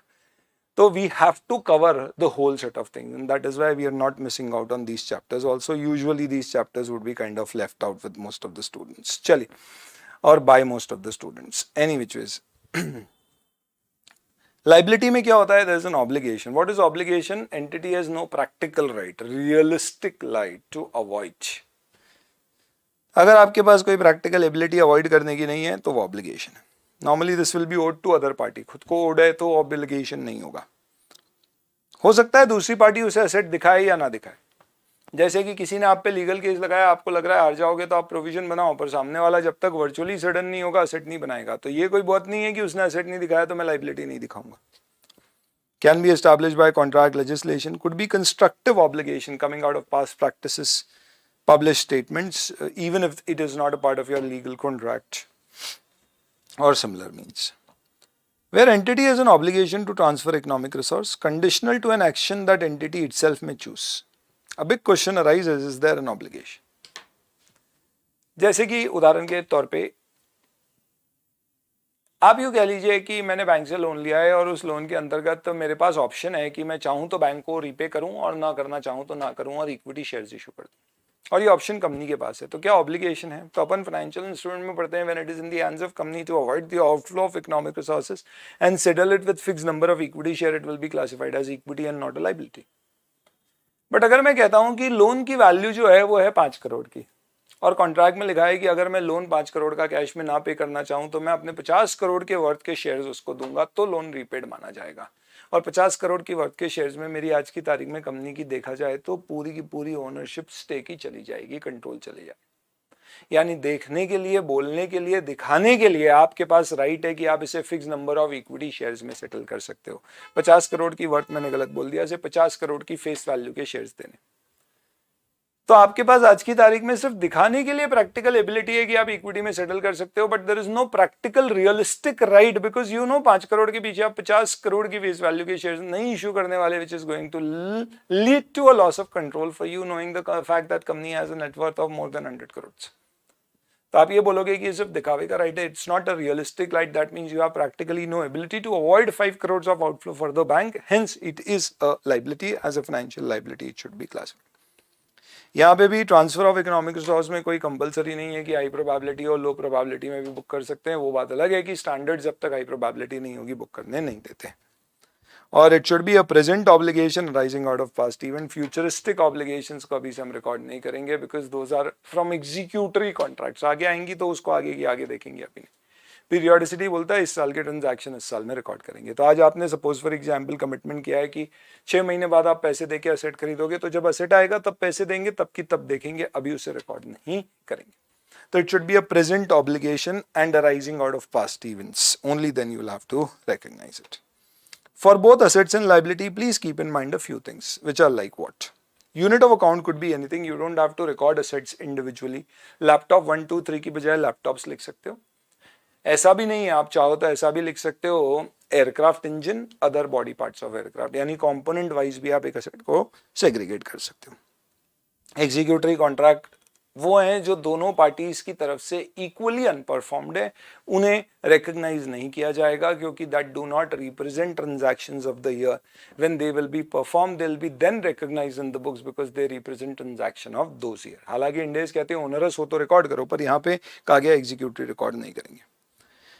Always while you recognize the assets or liability, see the substance of the transaction and not the legal form. इसका मतलब क्या है? All terms are to be considered to see the substance of the transaction, and if any particular terms and conditions of the contract have no substance, then you can ignore it. अगर आपको लगता है कि 2 या 2 से अधिक contract substance में एक ही है तो आप उसे एक अकाउंट फॉर करो। आपको लगता है कि एक कॉन्ट्रैक्ट में एक से ज्यादा कॉन्ट्रैक्ट्स हो रहे हैं तो अलग अलग करो। रेवेन्यू, कंस्ट्रक्शन कॉन्ट्रैक्ट्स, ये सब बेस्ट एग्जांपल है। A contract wherein you've said that you've basically given a car or sold a car with a promise to do 3 maintenance services is one contract, but having essentially 2 contracts, one for sale and second for maintenance. Second, आपने एक software का contract किया है जिसके अंदर आपने किसी से सॉफ्टवेयर लिया है, हर महीने आपको उसको लेट से 10 लाख रुपए देने हैं सॉफ्टवेयर के, और जब तक पैसे दोगे तब तक सॉफ्टवेयर चलेगा। 2 साल का आपका अग्रीमेंट है। सॉफ्टवेयर उसी का है, उसको सिर्फ आपको यूज करने के लिए दे रखा है। यूज में भी सिर्फ आप सॉफ्टवेयर को ऑनलाइन से डाउनलोड करके यूज करते हैं। टेक्निकली स्पीकिंग इस पर्टिकुलर केस में ना तो आपका सॉफ्टवेयर पे कोई राइट टू यूज आया है, ना ही सॉफ्टवेयर आपकी बुक्स में आपका इंटेंजिबल एसेट रिकॉर्ड होगा। ये सिर्फ एक सर्विस कॉन्ट्रैक्ट है सब्सटेंस में, आपको हर साल हर महीने पैसे देना है और सॉफ्टवेयर यूज करते जाए। ये वही बात है कि एम्प्लॉय के साथ कॉन्ट्रैक्ट हुआ है, उसको बोला है 2 साल तक छोड़ेगा नहीं तो कंपनी, और तुझे हर महीने की 1 लाख रुपए 2 लाख रुपए तनख्वाह दी जाएगी। इसका मतलब आप इसे अपनी बुक्स में ना असेट ना लाइबिलिटी रिकॉर्ड करोगे। You don't have that particular property और असेट टू बी रिकॉर्डेड और a liability to be recorded which is the amount to be paid to the employee, because essentially in substance ये सिर्फ एक service contract है, तो substance से accounting होगी। India इसमें अपन सब्सटेंस ओवर फॉर्म के कई एग्जाम्पल देते हैं। Equity are claims which represent the residual interest in the assets of entity after deducting all its liabilities. ये डेफिनेशन पुराने फ्रेमवर्क में और इस फ्रेमवर्क में थोड़ी सी चेंज है। पहले बोलते थे equity is residual interest in the net assets of the entity, अब बोलते हैं assets after paying off all its liabilities. They are not liabilities. Equity को वैल्यू नहीं किया जाता है एंड इक्विटी को क्लासिफाई जरूर किया जा सकता है, like reserve, share capital, legal requirement भी होती है इसे क्लासिफाई करके बुक्स में रिकॉर्ड करने की। इनकम की डेफिनेशन है, income is increase in asset और decrease in liability which leads to increase in equity other than those representing transactions with holder of equity claims, like cash मंगाई और share issue किया। तो equity आपकी बड़ी है बट ये इनकम नहीं है। तो इनकम में क्या माना जाएगा, इक्विटी होल्डर्स के साथ जो ट्रांजैक्शन है उसे हटा दो, उसके अलावा कोई भी चीज जिससे आपकी एसेट बढ़ रही है, लायबिलिटी कम हो रही है और प्रॉफिट्स बढ़ रहे हैं, तो वो आपकी इनकम है। तो एक्सपेंस हो जाएगा जिससे एसेट कम या लायबिलिटी बढ़ेगी, जिससे डिक्रीज होगी आपकी equity other than those relating to distribution as an dividends to equity shareholders. ठीक है, तो इसलिए डिविडेंड अपने आप में एक्सपेंस नहीं मानी जाती है। दीज आर सर्टेन टर्म्स, ये आपका चैप्टर 4 होता है। And then we come on to the chapter 5 which is recognition and derecognition. Recognition कब करोगे आप? तो recognition is a process where you recognize an asset, liability, equity, income or expense in the books. The basic logic is इससे ही आप carrying amount अपनी books का निकालते हो। Opening balance sheet plus इस साल के profit और changes in equity से closing balance sheet आती है। तो ये देखो, ये आपकी asset liability है, ये आपकी income और expense है, इसमें बाकी सारे transactions और events हैं जो इनकम और एक्सपेंस को अफेक्ट नहीं करते और इससे क्लोजिंग बैलेंस शीट बनती है जिसे आप लोग कैरिंग अमाउंट कहते हो अपनी एसेट्स लायबिलिटीज का। रिकॉग्निशन कब करना है? बेसिक लॉजिक वही है, आपकी फंडामेंटल कैरेक्टरिस्टिक्स रेलेवेंट होना चाहिए, फेथफुल रिप्रेजेंटेशन देना चाहिए, तभी asset liability income expense record किए जाएंगे। रेलेवेंस के कारण कई बार ऐसा होता है कि कुछ राइट्स को हम रिकॉग्नाइज नहीं करते क्योंकि प्रोबेबिलिटी लो हो या अनसर्टेनिटी हाई है। अभी अपन ने क्या बोला, असेट कब रिकॉर्ड होएगा? जब 3 कंडीशन सेटिस्फाई होगी। एक तो राइट है, इकोनॉमिक रिसोर्स आने की आपकी प्रोबेबिलिटी है भले ही कम हो, और फाइनली कंट्रोल है। अब प्रोबेबिलिटी बहुत कम है फिर भी मैं असेट रिकॉर्ड कर दूंगा तो हो सकता है ये रेलेवेंट और फेथफुल प्रेजेंटेशन नहीं हो, क्योंकि यूजर्स को लगे कि यह कंपनी की एसेट है, हो सकता है उससे डिविडेंड भी बांट दिया जाए और बाद में एसेट ना मिले तो मालूम पड़ा आउट ऑफ कैपिटल डिस्ट्रीब्यूशन हो गया। तो more relevant basis or faithful basis of presenting would be conservatism. Hence, if you're not really very sure about recognizing or realizing an asset, then please wait unless the probability becomes very high. So relevance may prevent you from recognizing an asset. तो इसलिए इंडेस बोलता है कि भैया जब तक virtually certain नहीं हो contingent asset मानना और रिकॉर्ड नहीं करना। लाइबिलिटी में अगर हाई प्रोबेबिलिटी हो तो प्रोविजन बनाना, लो प्रोबेबिलिटी हो तो मत बनाओ, कंटिजेंट लाइबिलिटी डिस्क्लोज करो। ये क्यों? ताकि हमारी अकाउंटिंग रेलेवेंट हो। आप सोचो छोटी आपकी लाइबिलिटी प्रोबेबल नहीं है, लेस लाइकली है, फिर भी आप प्रोविजन बनाओगे तो आपके फाइनेंशियल स्टेटमेंट इररेलेवेंट हो जाएंगे। बेवजह ज्यादा खर्चे दिखाओगे, डिविडेंड कम बांटोगे, प्रॉफिट कम दिखाओगे, जबकि एक्चुअल में ऐसा ही किसी ने भी केस लगा दिया अपन प्रोविजन बना देंगे भले ही प्रोबेबिलिटी कम है, गलत हो जाएगा। तो हमेशा ध्यान रखना, पहले अपन ने डेफिनेशन समझी, अब उसको रिकॉर्ड बुक्स में एसेट लायबिलिटी इनकम एक्सपेंस करना है या नहीं, उसके लिए बातें कर रहे हैं। तो उसके लिए बातें करते हुए सबसे पहले हमने बोला भैया हमें फंडामेंटल कैरेक्टरिस्टिक्स मीट करना है, रेलेवेंस और faithful representation. Uncertainty, there could be existence uncertainty, जैसे कि एसेट्स और लायबिलिटी दोनों में। कोर्ट रूलिंग में हो सकता है कि भैया अनसर्टेनिटी हो, तो आप वो ध्यान में रखें और रेलेवेंट हो तो ही रिकॉर्ड करें। फेथफुल रिप्रेजेंटेशन के पॉइंट ऑफ व्यू से अपन एग्जिस्टेंस और मेजरमेंट अनसर्टेनिटी दोनों देखते हैं। This is actually a faithful representation point, not a relevance point. Measurement uncertainty यानी कई बार एस्टिमेट्स बहुत लगते हैं। साफ साफ कहा गया है फ्रेमवर्क में सिर्फ इसलिए कि किसी चीज का एस्टिमेट नहीं कर सकते इसलिए उसे रिकॉर्ड नहीं करो, हम ऐसा नहीं कहते। रादर हम ये कहते हैं कि एस्टिमेशन अनसर्टेनिटी बहुत हाई है तो फिर कोई भी एक बेसिस ऑफ वैल्यू को ना लो या probability based of probably average of various values ले लें, जैसे अपन नहीं करते इंडेक्स। लगता है लीगल केस में चांसेस हारने के हमारे 60% है और 5 लाख का लॉस होगा, 30% चांस है कि 1 लाख का ही लॉस होगा और 10% चांस है कि जीत जाएंगे। तो अपन सबका मल्टीप्लाई करके वेटेड एवरेज निकाल के उतना प्रोविजन बना देते हैं। क्यों? क्योंकि बहुत सारी अनसर्टेनिटी है तो एवरेज आउट कर दिया जाए प्रोविजन बनाने के लिए। तो अनसर्टेनिटी ज्यादा है तो हम नॉर्मली ऐसा नहीं है कि अकाउंटिंग नहीं करेंगे, अकाउंटिंग करेंगे लेकिन बेसिस ऑफ वैल्यूएशन चेंज कर देंगे, लाइक प्रोबेबिलिटी बेस्ड। नॉर्मली हम अनसर्टेनिटी को दूर करने के लिए नरेशंस या नैरेटिव फॉर्म के डिस्क्लोजर्स फाइनेंशियल स्टेटमेंट में देते हैं, जिससे कि क्या होता है अनसर्टेन है तो हम यूजर को इन्फॉर्म कर देते हैं। फिर भी यहाँ कंसेप्चुअल फ्रेमवर्क कहता है कि कभी अनसर्टेनिटी बहुत ज्यादा हो कि आप कोई वैल्यूएशन का बेसिस निकाल ही नहीं सकते हो, जैसे कि you have a PP asset which is actually like a very rare asset, जैसे उसकी वैल्यू निकालना practically speaking is something which is very very difficult. Kohinoor के हीरे टाइप की कोई आपकी एसेट्स हैं तो फिर उस केस में बेहतर होगा कि आप उसका फेयर वैल्यूएशन करो ही ना, उसे कॉस्ट पे ही कैरी करो, क्योंकि अनसर्टनिटी इतनी ज्यादा है कि आप कोई बेसिस पे वैल्यूएशन नहीं कर पाएंगे। एंड देन अदर फैक्टर्स, कई सारे दूसरे फैक्टर्स भी होंगे जो अफेक्ट करेंगे कि आपको रिकॉर्ड करना है नहीं, as in income expense liability पे क्या इसका इम्पैक्ट आता है। कब डी रिकॉग्नाइज किया जाएगा असेट्स लाइबिलिटीज को? तो जब आपका असेट पे कंट्रोल खत्म हो जाए आप उसे डी रिकॉग्नाइज कर दो। और ये मैंने फैक्टरिंग वाला जो एग्जांपल लिया था ये एक इनकंसिस्टेंसी बताता है, या यूं कह लो कि कंसेप्चुअल फ्रेमवर्क को आपको सिर्फ पार्ट में नहीं पढ़ना है, पूरा पढ़ना। तो कंट्रोल तो मेरा चले गया जैसे ही मैंने डेटर फैक्टर को ट्रांसफर कर दिया, अब डेटर से वही पैसे रिकवर करेगा, मैं नहीं करूंगा, तो मेरा कंट्रोल डेटर से गया। बट सब्सटेंस में अभी भी मेरे सर पे रिस्क है, इसलिए मुझे relevant information, faithful presentation, meaningful financial statement बनाने तो डी रिकॉग्नाइज डेटर नहीं करना चाहिए, क्योंकि डेटर ने पैसे कम दिए तो भी मेरा नुकसान, ज्यादा दिए तो भी मुझे मिलेंगे।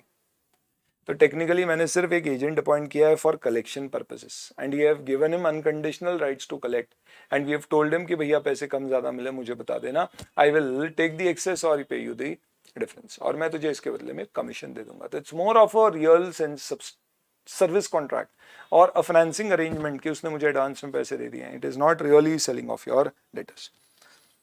तो वन, कंट्रोल गया तो असेट डी रिकॉग्नाइज। लाइबिलिटी जब आपकी प्रेजेंट ऑब्लिगेशन नहीं है, बट ऐसा हो सकता है कि एसेट लाइबिलिटी ट्रांसफर हो गए हो फिर भी डी रिकॉग्निशन नहीं हो जब आपके पास अभी भी एक्सपोजर हो। ये वही फैक्टरिंग वाला एग्जांपल जो अभी अपन ने क्वेश्चन किया था। अकाउंटिंग कैसे होती है डी रिकॉग्निशन की? क्लियर है कि जब भी एसेट लाइबिलिटी डी रिकॉग्नाइज होगी तो उसका गेन लॉस पीएनएल में बुक हो जाएगा। कौन सा वाले पार्ट पे जो डी रिकॉग्नाइज हुआ है? हो सकता है कुछ पार्ट आपने रिटेन करके रखा, partial D recognition, which means कि एक डिबेंचर में आपने इंटरेस्ट सेल कर दिया या डेटर आधे सेल कर दिए हैं, या आपकी एक बड़ी सी फैक्ट्री बिल्डिंग थी उसमें से आपने लेट्स से एक पार्ट बेच दिया या जमीन का एक टुकड़ा बेच दिया। तो जो नहीं बेचा है नॉर्मली उसे आप कॉस्ट पे ही कैरी या उसके एग्जिस्टिंग वैल्यू के बेसिस पे ही कैरी करोगे, उस पे कोई गेन लॉस बुक नहीं करोगे अनलेस जो नहीं बेचा है उसका मेजरमेंट बेसिस अलग हो। बेस्ट एग्जांपल, सब्सिडरी बन गई मेरी एसोसिएट क्योंकि मैंने उसमें 80% स्टेक था और 40% उसका बेच दिया, बचा 40। जो 40% बेचा है उस पे गेन लॉस पीआरएल में जाएगा, पर जो बचा हुआ 40% है वो भी फेयर वैल्यू पे मेजर होगा और उसका भी गेन लॉस पीआरएल में जाएगा। क्यों? क्योंकि अब ये सब्सिडरी एसोसिएट बन गई है, तो अब हमारा मेजरमेंट का पूरा बेसिस ही चेंज हो रहा है। That is why I have to do it like this. Excuse me. तो जो आपका रिटेन पार्ट है उस पे गेन लॉस बुक नहीं होगा अनलेस एंड अनटिल उसका मेजरमेंट बेसिस ही चेंज हो गया कि वो सब्सिडरी से एसोसिएट हो गई है, तो आपको उसको वापस से वैल्यू करना पड़ेगा। चलिए, you will also have to give some additional disclosures to support that. And then finally ये हमारा 5th चैप्टर हो जाता है which basically talks about recognition and derecognition, and then you have measurement. Measurement के दो ही principles होते हैं, या तो कॉस्ट या फिर फेयर वैल्यू जिसे हम करंट वैल्यू कहेंगे। कॉस्ट प्राइमरली किससे डिराइव होती है? तो जो आप एक्चुअल कॉस्ट पे कर रहे हो वो रहेगी। ये अच्छा बेसिस है अगर आपका ट्रांजैक्शन आर्म्स लेंथ प्राइस पे हुआ है, पर अगर ट्रांजैक्शन आर्म्स लेंथ प्राइस पे नहीं हुआ है तो फिर हो सकता है कि कॉस्ट पे रिकॉर्ड करना अपने आप में सही ना हो, और ऐसी सिचुएशन में फिर आप करंट वैल्यू यूज करोगे। करंट वैल्यू के अलग अलग बेसिस हो सकते हैं।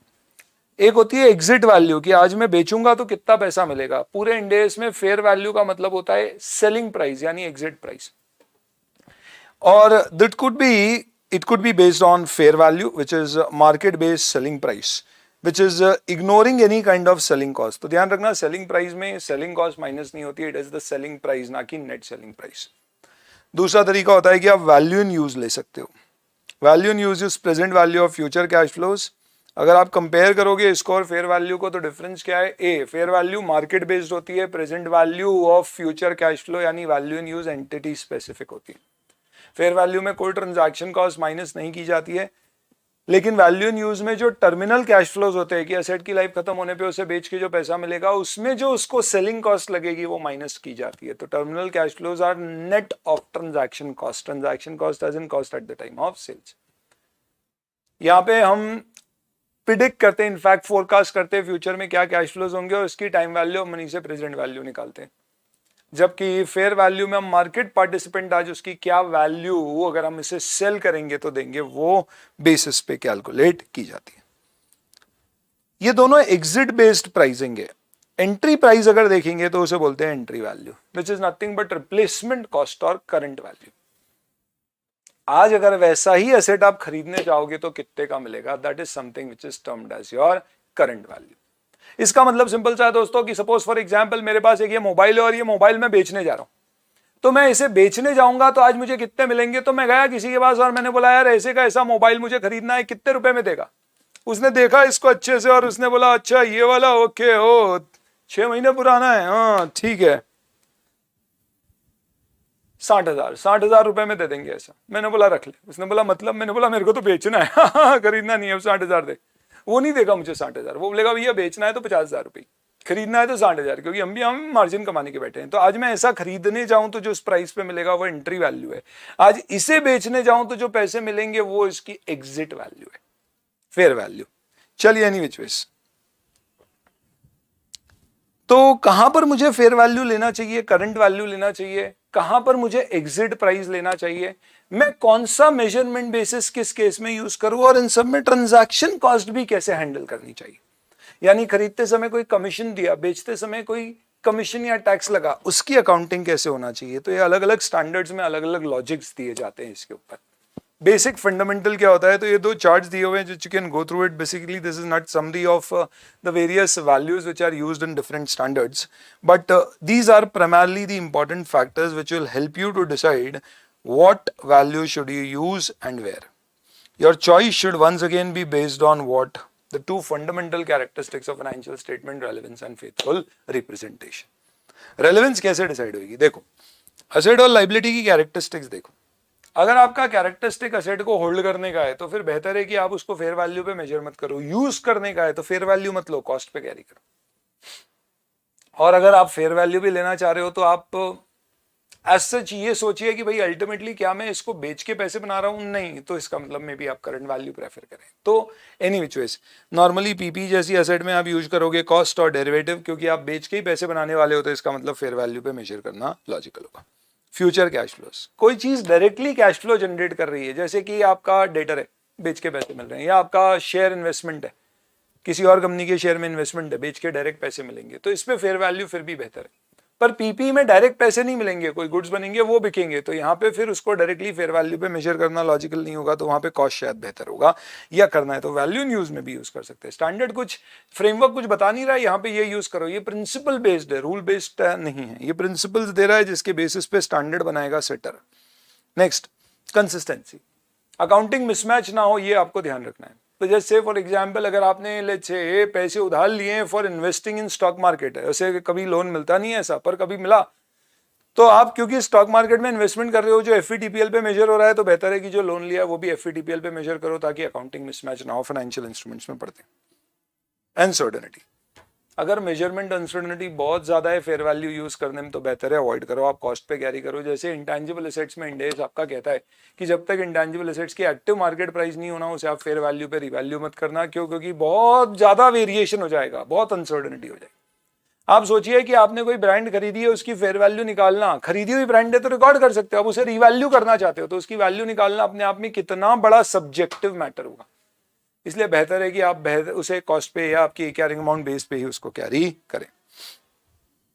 हालांकि measurement uncertainty is different from outcome uncertainty, दोनों में क्या फर्क है? अमाउंट कितना है ये एक अलग बात है, आउटकम क्या है ये अपने आप में एक अलग बात है। आउटकम एज इन उससे कैश फ्लो होंगे नहीं होंगे, कब होंगे, और अमाउंट एज इन उसकी वैल्यू क्या है, दोनों में डिफरेंस होता है। ये फंडामेंटल फैक्टर्स आपको मदद करेंगे कहां पे कौन सी वैल्यू यूज करना है। इसी कारण से हम पीपी में कॉस्ट अप्रोच यूज करते हैं, फाइनेंशियल इंस्ट्रूमेंट्स को हम फेयर वैल्यू पे मेजर करते हैं, फाइनेंशियल एसेट्स को फेयर वैल्यू पे मेजर करते हैं। वही फाइनेंशियल लाइबिलिटी हमें पे ऑफ करके सेटल करना है तो हम उसे कॉस्ट या अमोर्टाइज कॉस्ट के बेसिस पे मेजर करते हैं। साथ ही साथ आपके एनहांसिंग फैक्टर्स अपन ने देखे थे, CTUV, तो कंपेरेटिबिलिटी, तो आप कंसिस्टेंट मेथड यूज करें अनलेस चेंज करना जस्टिफाइड हो। आप मेथड ऐसा यूज करें जो अंडरस्टैंडेबल हो, वेरीफाइबल हो। तो ये बेसिस पे you will have to decide in terms of what method और what basis should be use. Verifiable as in आपके पास उसके प्रॉपर साउंड प्रूफ हो। अंडरस्टैंडेबल यानी बेहतर है कि आप बहुत ज्यादा वेरिएशन ना रखें, कम से कम बेसिस रखें वैल्यूएशन के और उसे फॉलो करें। Factors specific to initial measurement of asset and liability. Asset liability का इनिशियल मेजरमेंट यूजुअली किस पे होगा? तो ये कहते हैं कि अगर ट्रांजैक्शन मार्केट टर्म्स में हुआ है और कैश में है तो हिस्टोरिकल कॉस्ट पे कर लो, पर अगर एक्सचेंज हुआ है तो फिर fair value of asset given और टेकन जो भी ज्यादा एविडेंट है, अगर दोनों एविडेंट इक्वली होती है तो गिवन अप क्या कि आपको कॉस्ट निकाल सके, ऐसा ही इंडेस भी कहते हैं। लेकिन अगर मार्केट टर्म्स में नहीं है, जैसे related party, donation, grant, compensation, तो यहाँ पे फिर कॉस्ट की जगह डीम कॉस्ट होगी। वो हो सकता है फेयर वैल्यू बेस्ड हो या कोई दूसरा बेसिस आपको यूज करना पड़े। कितनी सही बात बोली है। कंसेप्चुअल फ्रेमवर्क इस तरह से क्या कर रहा है, इंस्टेड ऑफ टेलिंग यू कि भैया कितनी सारी एसेट्स है, जैसे आपकी इन्वेंट्री है, जैसे पीपी है, इंटेंजिबल एसेट है, इन्वेस्टमेंट प्रॉपर्टी है, फाइनेंशियल एसेट है, सबके ऊपर अलग अलग स्टैंडर्ड है आपके। ये हम सारे स्टैंडर्ड को एक बेस दे रहा है कि भाई देखो ये प्रिंसिपल्स के बेसिस पे डिसाइड करना कहाँ कॉस्ट, कहाँ फेयर वैल्यू, कहाँ cost plus transaction cost. Transaction cost as in directly. क्या एक से ज्यादा बेसिस ऑफ मेजरमेंट यूज किए जा सकते हैं? तो नॉर्मली हम एक बेस एक कैटेगरी ऑफ असेट लाइबिलिटी के लिए यूज करेंगे, लेकिन हो सकता है कि एडिशनल बेस भी हमें यूज करना पड़े, बट यूजुअली ऐसा हम करते हैं तो डिस्क्लोजर के लिए। जैसे इन्वेस्टमेंट प्रॉपर्टी को अपन इंड AS 40 में क्या करते हैं, मेजर करते हैं कॉस्ट पे, पर कंपल्सरली हमें उसका फेयर वैल्यू डिस्क्लोजर देना ही पड़ता है अगर फेयर वैल्यू अवेलेबल है। तो कई बार हम क्या करते हैं, ऑल्टरनेट बेसिस मेजरमेंट के लिए अलग अलग यूज नहीं करेंगे, करेंगे भी तो एक पूरी क्लास के लिए एक ही बेसिस यूज करेंगे। ज्यादा से ज्यादा हम नोट्स में दूसरे बेसिस का डिस्कशन कर सकते हैं, पर कोई यहाँ पे फ्रेमवर्क में रिस्ट्रिक्शन नहीं है कि पूरी पीपी पे या तो कॉस्ट बेसिस यूज होगा या फेयर वैल्यू बेसिस यूज होगा, ऐसा कोई रिस्ट्रिक्शन नहीं है। बट इट सेज कंपैरेटिबिलिटी के लिए, कंसिस्टेंसी के लिए, अंडरस्टैंडेबिलिटी के लिए एक ही बेस हो तो बेहतर है। ऐसा इक्विटी को हम कभी भी मेजर नहीं करते हैं फेयर वैल्यू पे। इक्विटी इज बेसिकली जो हमारे प्रॉफिट्स का नेट रिजल्ट आता है वो हमारी इक्विटी में जाता है, क्योंकि हमारा उद्देश्य कंपनी की वैल्यूएशन, फाइनेंशियल वैल्यू निकालना नहीं।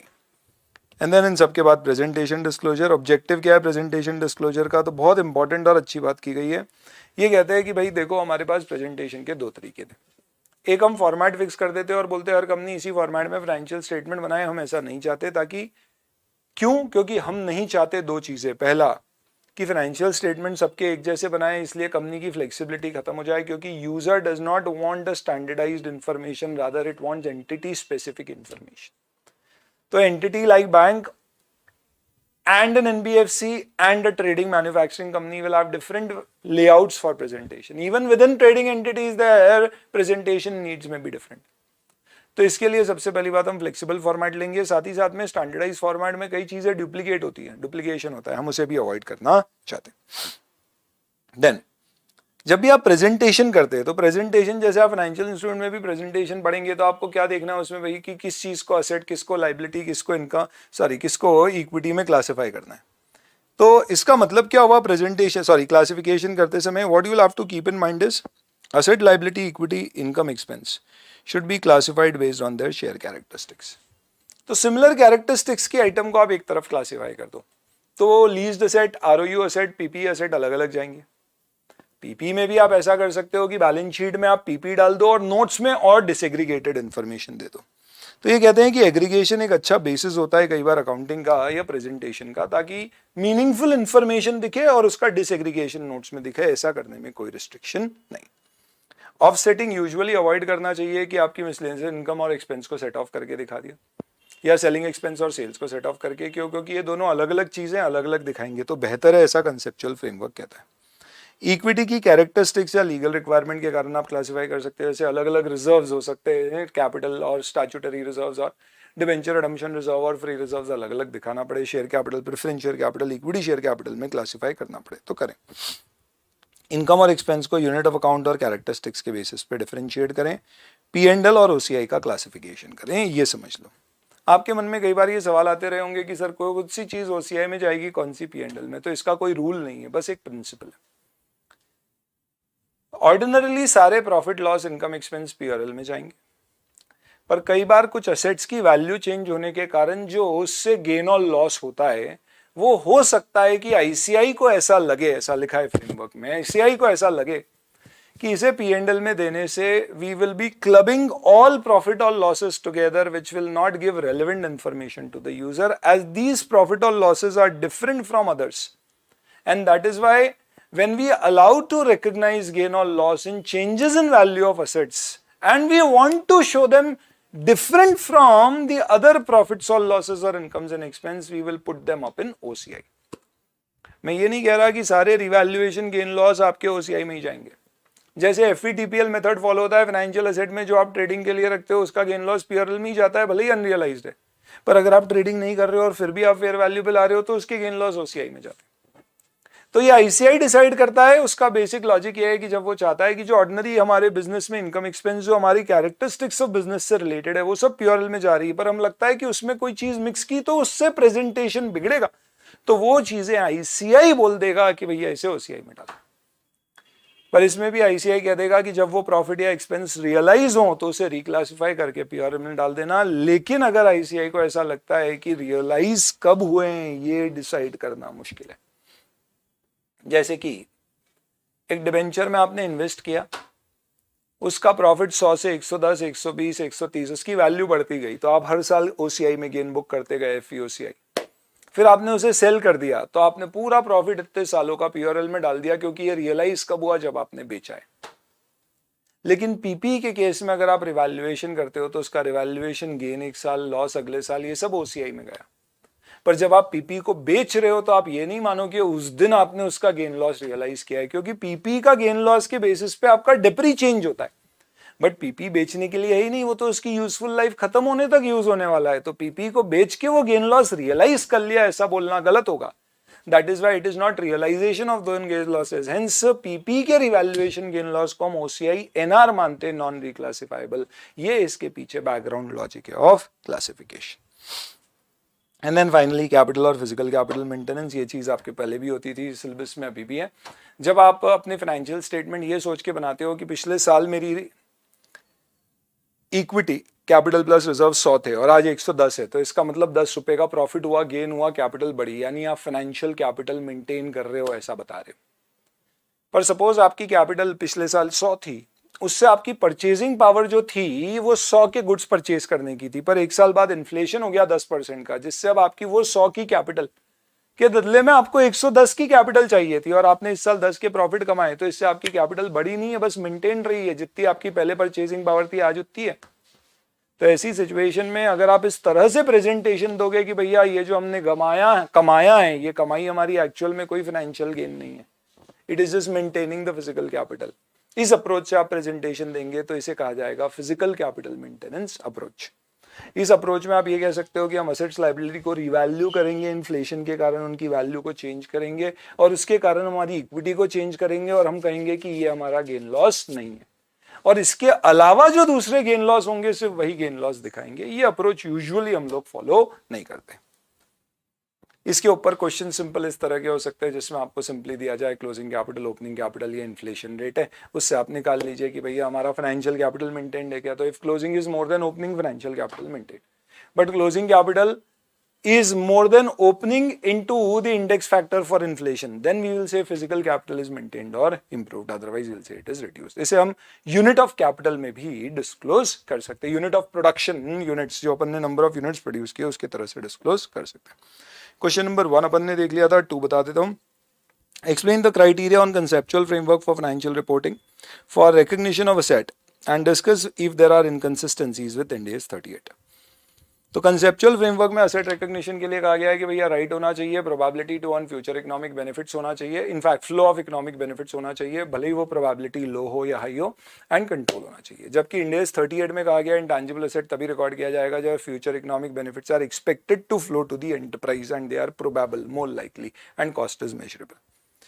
इसलिए दोनों में इनकंसिस्टेंसी है। एक जगह कहा गया है प्रोबेबल है तो ही रिकॉर्ड करेंगे, दूसरी जगह कहा है लो प्रोबेबिलिटी पे भी रिकॉर्ड कर सकते हैं, पर फिर भी ऐसा करना रेलेवेंट है। क्यों? क्योंकि अनसर्टेनिटी अगर ज्यादा है तो रेलेवेंट इन्फॉर्मेशन देना तभी माना जाएगा जब आप सर्टेनिटी होने पे ही एसेट रिकॉर्ड करेंगे। तो हम बोलेंगे there are inconsistency between these two definition of asset and recognition principle of Ind AS 38, but still we will follow Ind AS 38 because that is still giving relevant information and that is also the overall objective of conceptual framework. तो ऐसा तोड़ मोड़ के घुमा के answer दिया जाएगा, पढ़िएगा पर आपको बढ़िया समझ में आएगा। And this is the fourth and the last question. Average limited is a company having investments in various subsidiaries. In its annual financial statement 2002 and 3, it classified Kanchanjunga subsidiary as held for sale and presented it as discontinued operations. 2003 में discontinued operation बोला। 1 November shareholder had authorized, 2002 से ही बोलना शुरू कर दिया, the management to sell all its holding in Kanchanjunga within 1 year। तो shareholder ने approval दे दिया, एक कंडीशन पूरी हो गई। In year 2002 management made public announcement of intention to sell the investment. तो ये दूसरी कंडीशन पूरी हो गई कि आपने क्या किया है कि रिवर्सिबल स्टेप यानी पब्लिक अनाउंसमेंट कर दिया, but did not actively try selling the subsidy as it was still operation. तो ये कंडीशन सेटिस्फाई नहीं हुई। Discontinued operation as per India 105 की कंडीशन है कि you should be ready to sell the asset in its present condition and you should actively look out for buyers और you should have entered into a binding agreement.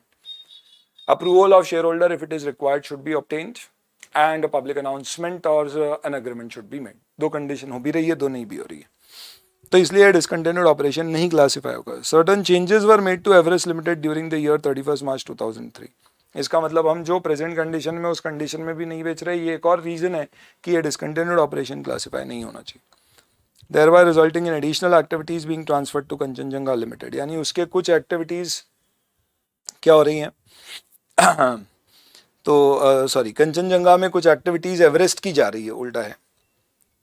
And there have been draft agreement and some correspondence with investment bankers showing in principle only that Kanchenjunga was still for sale। और 2003 तक भी बातचीत ही चल रही है और draft agreement ही हो रहे हैं, यानी अभी भी हमने कोई सेलर ढूंढा नहीं है। क्या classification as held for sale and presentation as discontinued operation is appropriate? No as per 105 by referring to principles of relevant Ind AS 105 and evaluate the treatment in context of conceptual framework for financial reporting। अब इन्होंने conceptual framework for financial यहाँ पे ऐसे ही बीच में न जाने क्यों बेवजह इसमें ऐड कर दी। तो आप इसमें सिंपली क्या बोलोगे भाई कंसेप्चुअल फ्रेमवर्क के अनुसार कि यहाँ पे डी रिकग्निशन या डिसकंटिन्यूड ऑपरेशन कब क्लासिफाई होना चाहिए किसी चीज़ का, जब आपका कंट्रोल चले गया, और यहाँ पे 105 के प्रिंसिपल्स भी फॉलो करें और कंट्रोल की बात करें तो कुछ भी नहीं हुआ है। तो उस एंगल से ये क्लासिफिकेशन ही अपने आप में क्या है, गलत है। This is more so an answer directly given from 105 conceptual framework will have a very small reference to the particular answer. You can go through it. This is the way you will have to kind of study this chapter. We've spent 1 hour good studying the whole of the chapter. आप module में पढ़ोगे तो it's a very lengthy discussion. I've tried to assimilate each and everything in small bullet points. The notes would be very useful and helpful for you. For doing this, strongly recommend that you should do this for your May 22 November 22 exams. Thank you very much. All the best.